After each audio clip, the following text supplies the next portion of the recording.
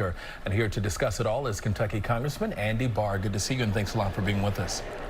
Good to see you, DeMarco. How are you? Good, thank you. Let's talk about the president's foreign aid package. It reportedly costs over $100 billion. $60 billion would go to Ukraine, $14 billion to Israel, and it also includes another $14 billion in border security. The question is, will you support it?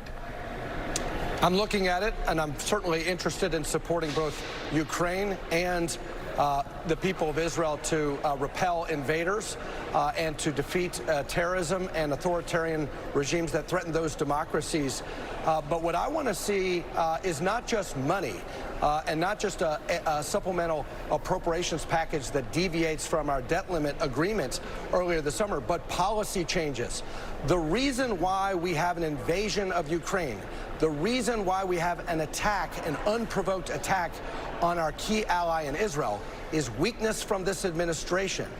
We had an administration that pulled out of Afghanistan, removed deterrence, refused to look at the intelligence, and failed to deter invasion by Russia into Ukraine. And then in the case of Ukraine, they spent the large part of the first 2.5 years of their administration chasing sanctions relief, giving the mullahs in Tehran more financing to embolden Hamas, this terror proxy group, to invade and attack innocent civilians and children and the elderly and take 203 hostages into Israel. Weakness invites aggression, and that is the ultimate solution. So yes, Congress will be there to support additional support for our friends and allies, but we need a change in policy. We need a return to maximum pressure on Iran, and we need deterrence so that we don't see this from Putin, from Hamas, or from Beijing.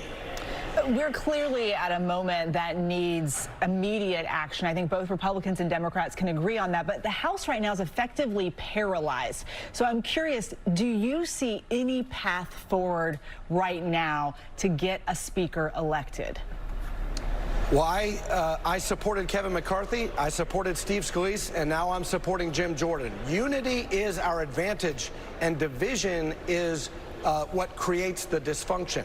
And so for the very small handful of Republicans who vacated the chair a couple of weeks ago, this is the chaos that they have brought. A very small minority of Republicans, 8 Republicans who couldn't see the importance of unity, created this dysfunction.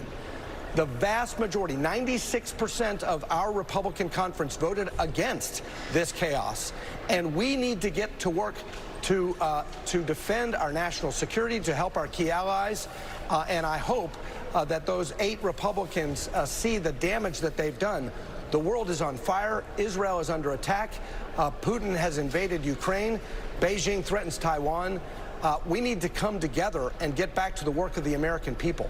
Several House Republicans who voted against Congressman Jordan for Speaker say they've had threats made against them, people in their office.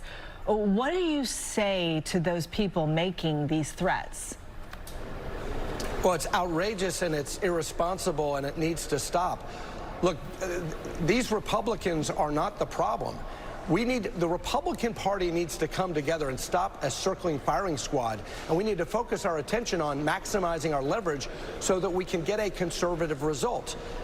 We need to recognize that our advantage in advancing the conservative policies that we all want is unity. And when we fight each other, we're not accomplishing the conservative objectives of border security, of deterrence, of terrorism, of reducing spending, of fiscal responsibility. Those objectives are stalled when we fight each other. And so my call is to end this senseless circling firing squad, get on the same page, and maximize our leverage to provide a meaningful check and balance to this administration. All right, Congressman, we're out of time, but we thank you so much for yours, and please come back again. Good to see you. Good to see you. Thank you. All right.